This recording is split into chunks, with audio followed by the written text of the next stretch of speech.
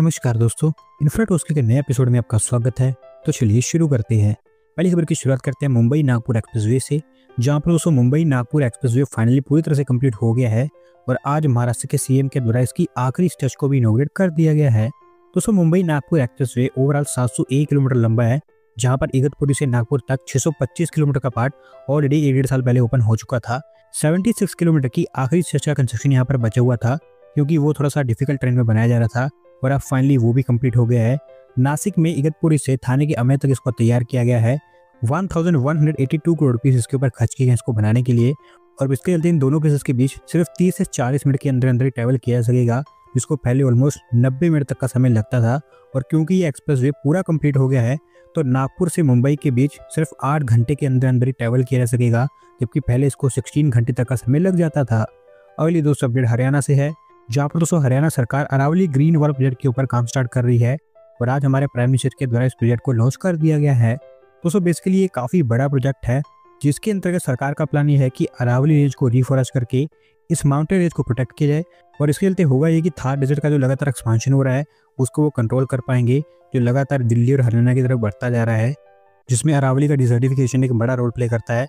वैसे तो यहाँ पर 1400 किलोमीटर लंबी और 5 किलोमीटर चौड़ी ग्रीन वॉल क्रिएट की जाएगी, लेकिन इनिशियली 700 किलोमीटर के आसपास वॉल यहाँ पर क्रिएट की जानी है और अभी हरियाणा सरकार के द्वारा यहाँ पर काम किया जा रहा है, जबकि बाकी काम राजस्थान और गुजरात सरकार के द्वारा किया जाना है।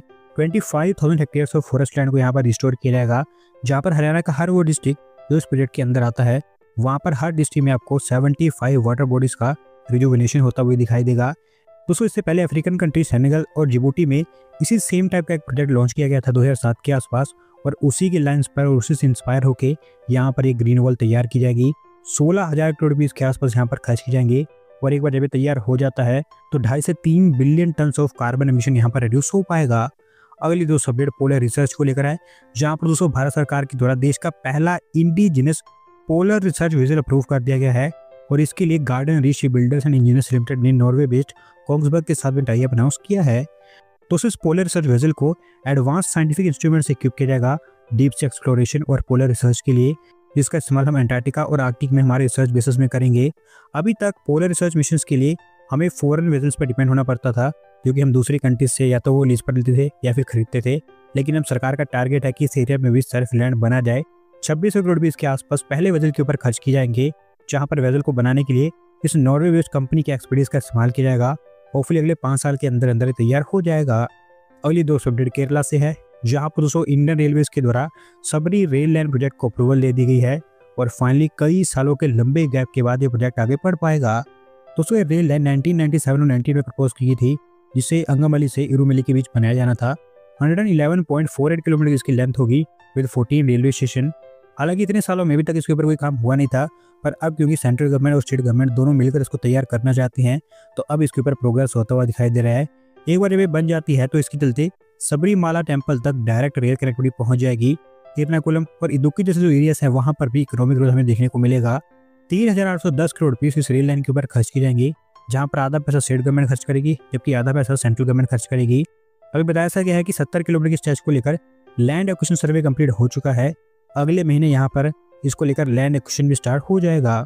अगली दोस्तों अपडेट आंध्र प्रदेश से है, जहाँ पर दोस्तों आंध्र प्रदेश सरकार के द्वारा अनाउंस किया गया है कि वो स्टेट के अंदर 2 स्पेस सिटीज को डेवलप करेंगे, और इसके लिए farmer ISRO chairman doctor S Somnath को एक ऑनररी एडवाइजर के रूप में अपॉइंट किया गया है। दोस्तों आंध्र प्रदेश सरकार का कहना है कि ये दोनों की दोनों वर्ल्ड क्लास स्पेस सिटीज होंगी। इनमें से एक तो श्रीहरिकोटा में सतीश धवन स्पेस सेंटर के पास तैयार की जाएगी, जबकि दूसरी लेपाक्षी में तैयार की जाएगी। Sriharikota space city satellite manufacturing और लॉन्च व्हीकल डेवलपमेंट का एक हब होगा, जबकि Lepakshi space city space innovation और प्राइवेट इंडस्ट्री के बीच कोलैबोरेशन का एक बड़ा सेंटर होगा। अभी देखना ये है कि कैसे इसको तैयार किया जाता है। अगली दोस्तों अपडेट तमिलनाडु से है, जहाँ पर दोस्तों हमारी यूनियन एमएसएमई मिनिस्ट्री के द्वारा कोयम्बतूर के लिए एक नया state of the technology centre announce कर दिया गया है, और यहाँ पर वो 200 करोड़ रुपीस की इन्वेस्टमेंट करेंगे। दोस्तों टेक्नोलॉजी सेंटर स्पेसिफिकली आरासूर विलेज में बनकर तैयार होगा, जो फैला होगा 14.6 एकड़ के एरिया में, और इसके लिए तमिलनाडु सरकार free of cost land provide करने वाली है। हमारी यूनियन एमएसएमई मिनिस्ट्री की एक्सटेंशन सेंटर स्कीम के अंतर्गत इसको तैयार किया जाएगा, जहाँ पर एमएसएमईज को टेक्नोलॉजी और स्किल्स के एरिया में इस सेंटर के थ्रू सपोर्ट मिल पाएगा। इरकोन इंटरनेशनल लिमिटेड को यहाँ पर रिस्पॉन्सिबिलिटी दी गई इसको बनाने की, जहाँ पर अभी उन्होंने टेंडरिंग काम स्टार्ट कर दिया है। होपफुली अगले कुछ ही महीनों के अंदर अंदर कंस्ट्रक्शन भी लॉन्च हो जाएगा। अगली दोस्तों अपडेट उत्तर प्रदेश से है, जहां पर दोस्तों NCRTC Lucknow Kanpur rapid rail को लेकर अच्छा खासा इंटरेस्ट शो कर रही है और इसी सीरीज में उनको लखनऊ डेवलपमेंट अथॉरिटी की तरफ से एक नए आरआरटीएस कॉरिडोर को लेकर नो ऑब्जेक्शन सर्टिफिकेट मिल गया है। दोस्तों लखनऊ से कानपुर के बीच रैपिड रेल को लेकर प्लानिंग पिछले 8-10 सालों से की जा रही है, लेकिन पिछले 1.5 साल के अंदर अंदर यहाँ पर अच्छा खासा प्रोग्रेस होता हुआ दिखाई दिया है।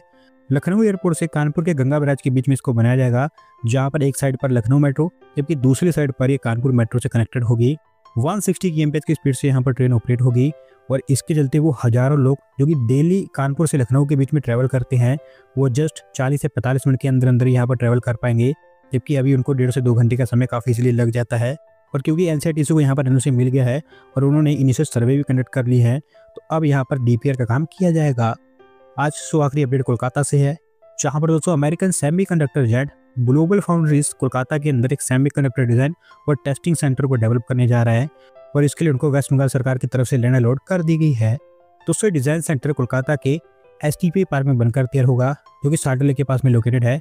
19,000 स्क्वायर फीट ऑफ लैंड यहाँ पर वो खरीदने वाले हैं वेस्ट बंगाल सरकार से, जिसमें से 13,000 स्क्वायर फीट ऑफ लैंड उनको दे दी गई है, जबकि 6,000 स्क्वायर फीट रिजर्व रखी गई है फ्यूचर में एक्सपांशन के लिए। ये एक फैबुलस सेंटर होगा डिजाइन और टेस्टिंग के लिए, जहाँ पर इलेक्ट्रॉनिक डिवाइसेस जैसे स्मार्टफोन्स, कंप्यूटर्स और कार्स के लिए माइक्रोचिप्स डिजाइन और टेस्ट की जाएंगी। इनिशियली तो इस डिजाइन सेंटर को 13,000 स्क्वायर फीट के एरिया में ही बनाया जाएगा, लेकिन अगर जरूरत पड़ती है तो आगे चलकर सेंटर आपको एक्सपांड भी होता हुआ दिखाई देगा। दोस्तों आज की वीडियो में इतना ही। अगर आप अपनी तरफ से अपडेट सबमिट करना चाहते हैं तो डिस्क्रिप्शन में दिए गए लिंक पर क्लिक करके सबमिट कर सकते हैं। और अगर आज की वीडियो पसंद आई हो तो वीडियो को लाइक करें, चैनल को सब्सक्राइब करें। धन्यवाद वीडियो को देखने के लिए।